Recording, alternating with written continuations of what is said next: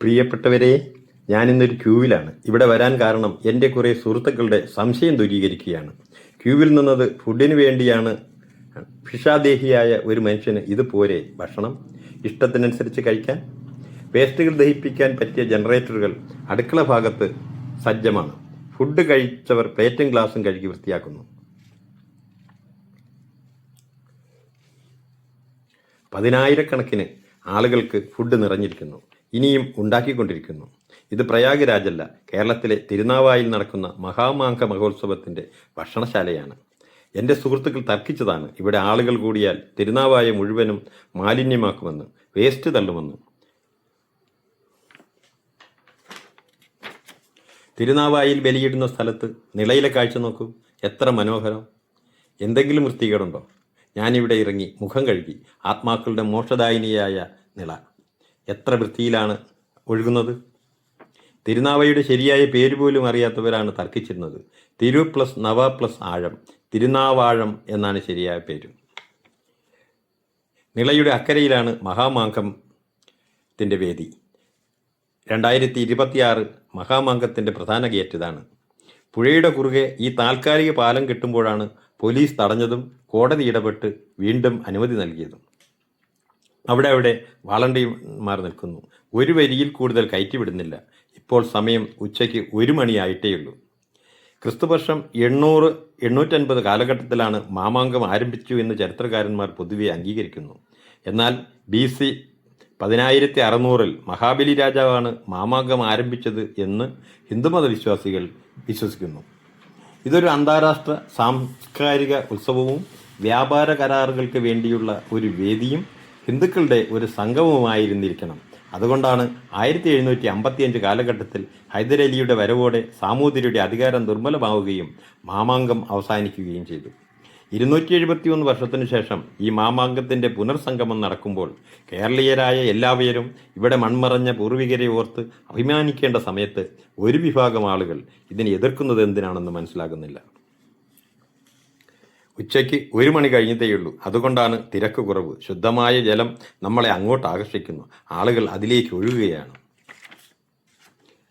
ഇതാണ് രാത്രിയിൽ നിള ആരതി നടക്കുന്ന സ്ഥലം. കാശിയിലെ അതേ ഗംഗ ആരതിയെപ്പോലെ കാശി പണ്ഡിറ്റുകളാണ് ചെയ്യുന്നത്. 7 പീഠങ്ങൾ ഒരുക്കിയിരിക്കുന്നു, മുകളിൽ മുത്തുകുടയും.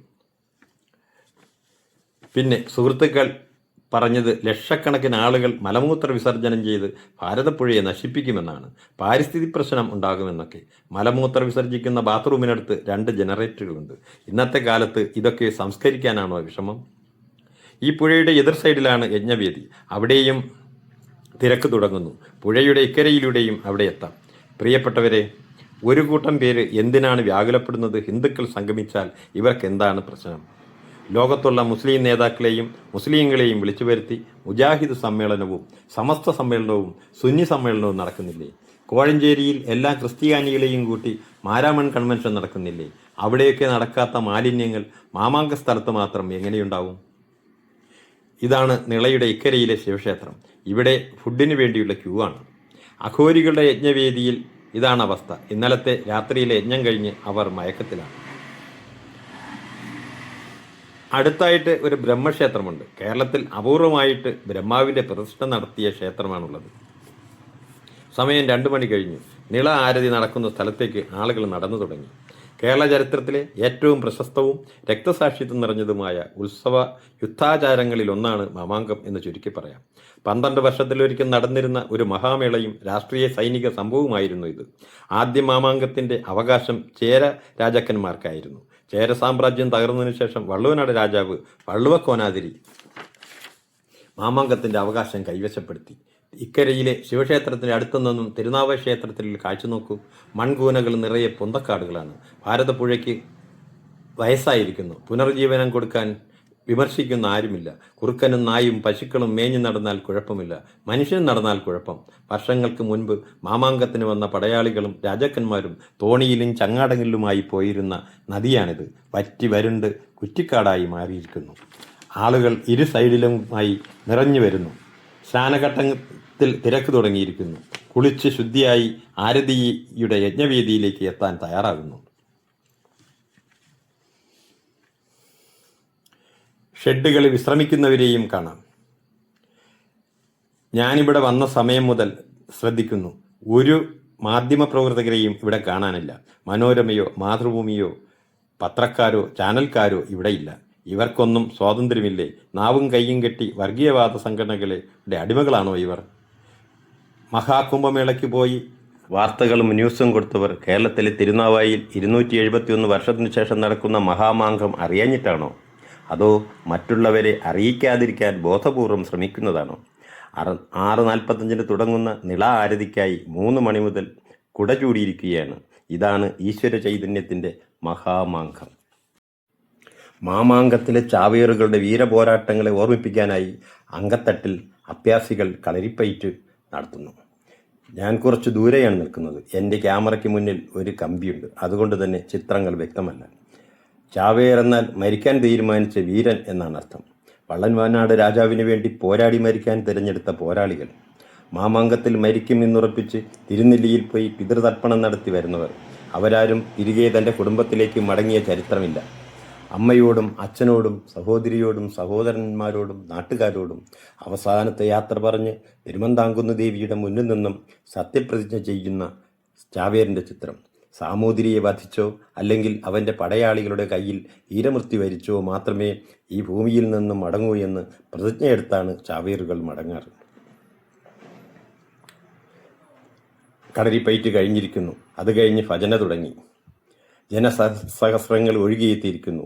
ആരതി സ്ഥലത്തേക്കുള്ള പാലം അടച്ചതായി മൈക്കിലൂടെ അറിയിപ്പ് വന്നു. അത് കഴിഞ്ഞ് നിള ആരതി, പിന്നെ പണ്ഡിറ്റുകളുടെ ഭജന. 3 മണിക്കൂറോളം ആളുകൾ അക്ഷമയായി കാത്തിരുന്ന 271 വർഷത്തിന് ശേഷം നടക്കുന്ന മഹാമാങ്കത്തിലെ പ്രധാന ഇനം നിള ആരതി. ഇന്നത്തെ മഹാമാങ്കം ആരംഭിക്കുന്നത് മതവൈദിക ചടങ്ങുകളോടെ. നവാമുകുന്ദ ക്ഷേത്രത്തിലെ പൂജകൾ, നിളയിലെ പുണ്യസ്നാനം ഗംഗാസ്നാനത്തിന് തുല്യമായി കണക്കാക്കുന്നു. വൈദിക മന്ത്രോച്ചാരണം, ഹോമങ്ങൾ, അർച്ചനകൾ, ഭജന, നാമജപം, സാംസ്കാരിക പരിപാടികൾ, പ്രഭാഷണങ്ങൾ, ചരിത്ര സെമിനാർ, കലാപ്രകടനങ്ങൾ, ദീപാരാധന, നിളാ നദീതീരത്തെ ദീപങ്ങൾ.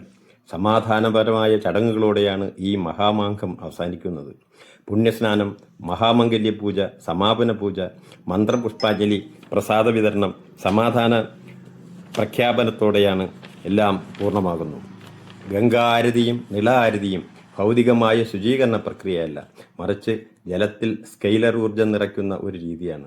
ജലചക്രത്തിലൂടെ ലോകമെമ്പാടും വ്യാപിക്കുന്ന ഒരു രോഗശാന്തി മണ്ഡലം രൂപപ്പെടുമെന്നും ഇത് ശരീരത്തിലെ 98% ജങ്ക് DNA കുറയ്ക്കാൻ സഹായിക്കുമെന്നും കരുതപ്പെടുന്നു. 271 വർഷത്തിനു ശേഷം പ്രയാഗിലെ കുംഭമേളയ്ക്ക് സമമായി ഇവിടെ നടത്തുന്ന ഈ മഹാമാങ്കത്തെ വിമർശിക്കുന്നവരോട് ഞാൻ ചോദിക്കുന്നു, ഭൂമിയും വായുവും വെള്ളവും ഇല്ലെങ്കിൽ നമ്മുടെ വരും തലമുറ എവിടെ ജീവിക്കും? അതിനെ ശുദ്ധീകരിക്കുന്നത് തെറ്റാണോ? അവയെ പൂജിക്കുന്നത് തെറ്റാണോ? ലോകാസമസ്ത സുഖിനോ ഭവന്തു എന്ന് വിശ്വസിക്കുന്നത് തെറ്റാണോ? പ്രിയപ്പെട്ടവരെ, ഇഷ്ടമായാൽ ലൈക്ക് ചെയ്യൂ, കമൻറ്റ് ചെയ്യൂ, സബ്സ്ക്രൈബ് ചെയ്യൂ. അടുത്തൊരു വീഡിയോയിൽ വീണ്ടും കാണാം.